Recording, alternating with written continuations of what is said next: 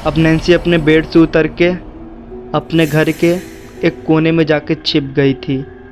उसे धीरे धीरे पैरों की आवाज़ आना शुरू हो जाते हैं। ऐसा लगता है कि अब वो पैरों की आवाज़ धीरे धीरे उसके करीब आते चले जा रहे हैं।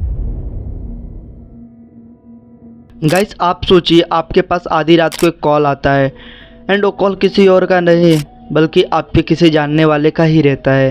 एंड वो सामने से आपको कहता है, अगर आज रात को मैं तुम्हारे घर पे आऊँ और तुम्हारे दरवाजे को खटखटाऊँ तो दरवाज़ा मत खोलना, क्योंकि वो मैं नहीं हूँ। अगर तुमने दरवाज़ा खोला तो तुम्हारे साथ कुछ बुरा होगा। अब गाइस, आप इस चीज़ से चाहे जितना बच लीजिए, क्योंकि बुरा तो आपके साथ में होके ही रहेगा। गाइस, आप ये वीडियो एंड तक ज़रूर देखना। ये मैं एंड तक ज़रूर देखने के लिए इसलिए कह रहा हूँ क्योंकि वीडियो लास्ट में जाके बहुत ही क्रीपी एंड डिस्टर्बिंग होने वाली है।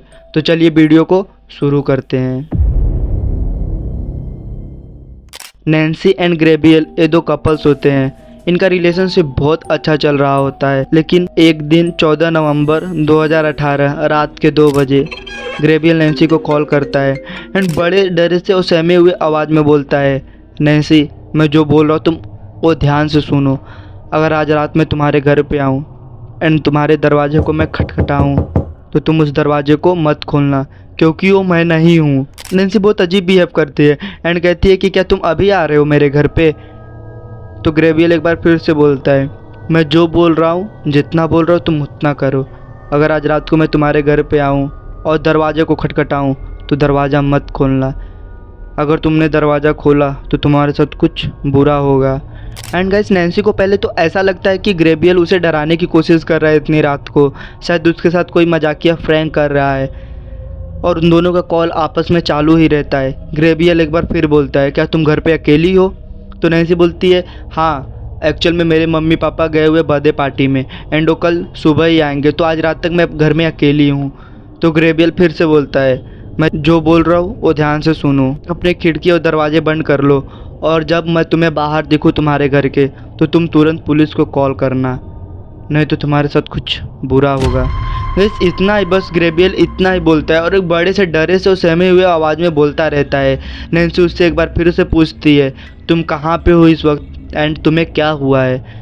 गैब्रियल बोलता है, मुझे खुद नहीं पता कि मैं कहाँ पे हूँ। कल रात जब मैं अपने रूम में पढ़ाई कर रहा था तो मेरे घर के बाहर एक बहुत अजीब आवाज़ आई एंड जब मैं उस आवाज़ को सुनने के लिए अपने घर के बाहर निकला तो मेरे सामने अचानक से एक कोई बड़ा सा चीज़ आके खड़ा हो गया, शैतान जैसा, एंड उसने अपने एक हाथ को मेरे गर्दन पे रखा और देखते देखते मैं अपने आप को अपने सामने देख पा रहा था। ऐसा लग रहा था कि उसने मेरा चेहरा चुरा लिया है, और उसके बाद मुझे कुछ नहीं पता कि मेरे साथ क्या हुआ।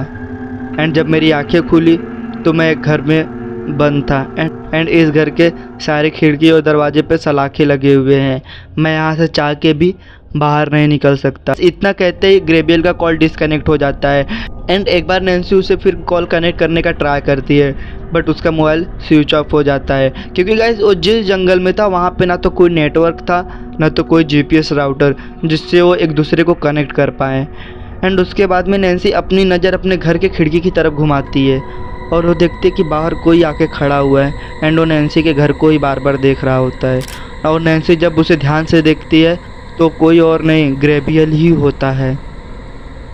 एंड जब वो ध्यान से उसकी आंखों को देखती है तो उसकी आंखें लाल और चमकदार होती हो, ऐसा लग रहा तो किसी राक्षस या शैतान की आंखें हो। नैन्सी इतना देखते घबरा जाती है और फटाक से भाग के अपने सारे खिड़की और दरवाज़ों को बंद कर देती है, और उसके बाद में वो खुद जाके एक कमरे में खुद छुप जाती है और वो तुरंत पुलिस को कॉल लगाने लगती है। एंड तभी दरवाज़ा पीटने की तेज़ी से आवाज़ आने लगती है। नैन्सी ये सुन के बहुत ज़्यादा घबरा जाती है और ये आवाज़ धीरे धीरे इतना बढ़ने लगता है दरवाज़ा पीटने की कि वो सुनने के लायक भी नहीं था। एंड नैन्सी वो आवाज़ सुन के इतना ज़्यादा घबरा गई थी, वो पुलिस को भी ठीक से कॉल नहीं कर पा रही थी।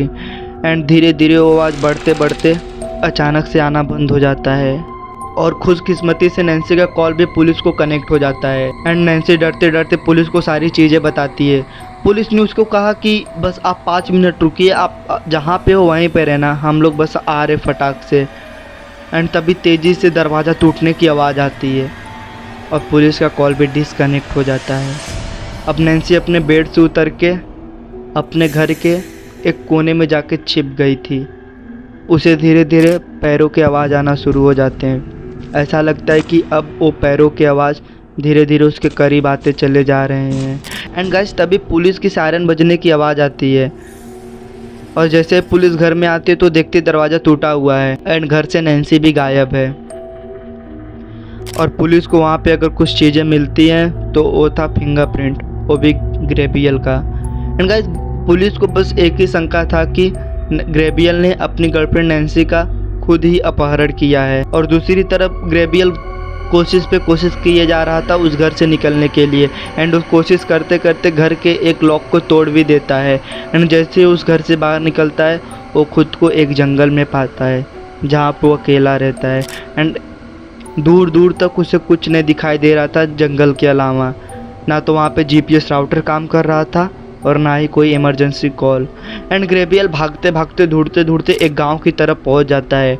एंड जब उस गांव में जाता है और एक दरवाजे को खटखटाता है तो उस घर में से औरत निकलती बाहर। एंड जैसे ही वो औरत ग्रेबियल को देखती है वो बहुत ज़्यादा डर जाती है और तेज़ी से चिल्लाती है और पूरे गाँव वाले उस औरत का चीख सुन के ग्रेबियल को मारने दौड़ा लेते हैं। एंड ग्रेबियल वहाँ से अपनी जान बचा के भागते भागते जंगल में एक नदी के पास पहुँच जाता है। एंड जब उस नदी में ग्रेबियल ने अपना खुद का चेहरा देखा तो बहुत ज़्यादा डर गया। तब उसे समझ में आया कि आखिर वो औरत उसे देख के चिल्लाई क्यों थी। गाइस वो जो भी चीज़ थी उसने अपना चेहरा ग्रेबियल को देख के ग्रेबियल का चेहरा खुद ले लिया था। एंड जो उसने अपना चेहरा ग्रेबियल को दिया तो बहुत ज़्यादा डरावना था। वो एक राक्षस जैसा चेहरा था, एकदम सड़ा हुआ सा, उसमें से खून भी बाहर निकल रहा था। एंड गाइस आज भी ग्रेबियल रात को अपने घर को ढूंढने की कोशिश करता है एंड वो दिन में एक जगह छुप के बैठ जाता है ताकि उसे कोई देखे ना।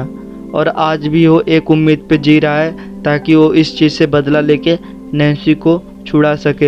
एंड इस चीज़ को अभी तक 6 साल हो चुके हैं लेकिन नैन्सी का कुछ भी पता नहीं चला है। Thank you.